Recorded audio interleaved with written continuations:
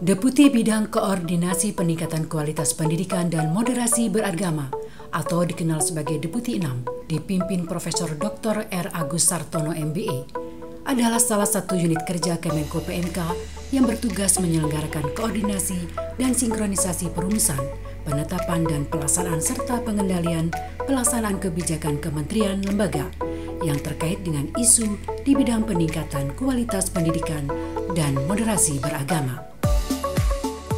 Deputi Bidang Koordinasi Peningkatan Kualitas Pendidikan dan Moderasi Beragama dalam melaksanakan tugas dan fungsinya didukung oleh 1 sekretaris deputi dan 4 asisten deputi, yaitu asisten deputi pendidikan anak usia dini, dasar dan menengah, asisten deputi pendidikan vokasi dan pendidikan tinggi, asisten deputi pendidikan keagamaan, dan asisten deputi moderasi beragama. Mitra kerja Deputi 6 adalah Kementerian Pendidikan dan Kebudayaan dan Kementerian Agama, serta lembaga pemerintah non-kementerian terkait. Pelaksanaan reformasi birokrasi pada Kedeputian Bidang Peningkatan Kualitas Pendidikan dan Moderasi Beragama telah berjalan secara konsisten dan berkelanjutan.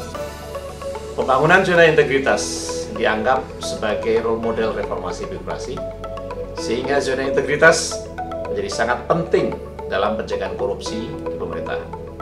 Pembangunan zona integritas telah kami lakukan melalui penandatanganan fakta integritas, program pengendalian gratifikasi, dan peningkatan transparansi di Kedeputian 6. Salam reformasi birokrasi.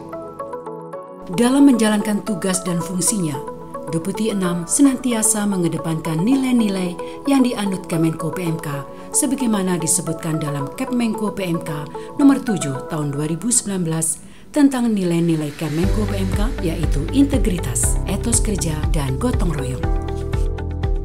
Dalam konteks nilai integritas, Deputi 6 telah menyusun tim reformasi birokrasi yang di dalamnya mencakup zona integritas dalam keputusan Deputi nomor 2 tahun 2020 tentang tim reformasi birokrasi.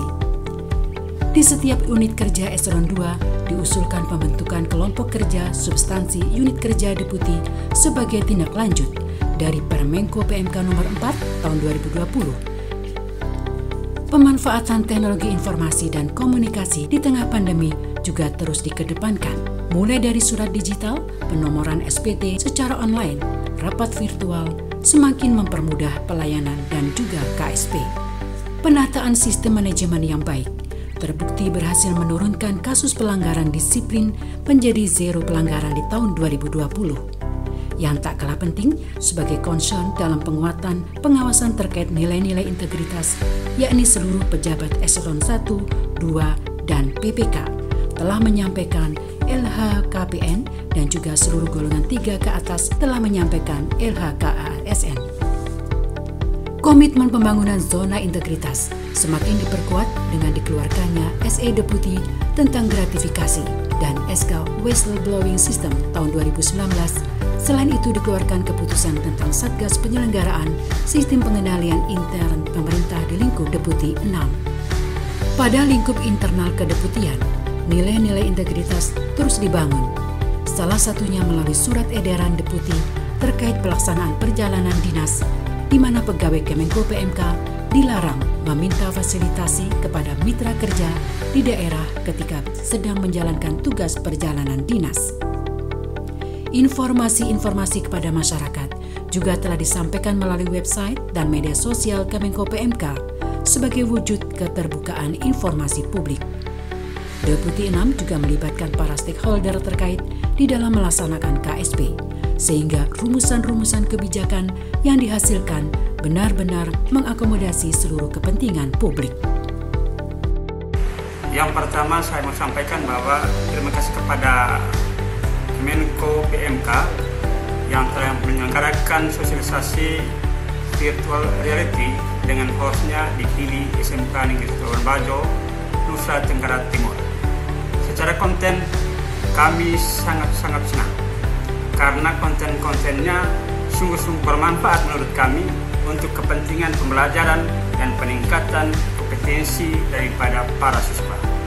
Halo, saya Ainur Hidayat, Ketua Yayasan Dharma Bakti Karya.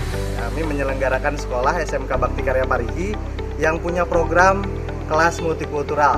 Mudah-mudahan ini menjadi pertanda baik dimulainya paradigma pendidikan multikultural di sekolah-sekolah yang ada di Indonesia.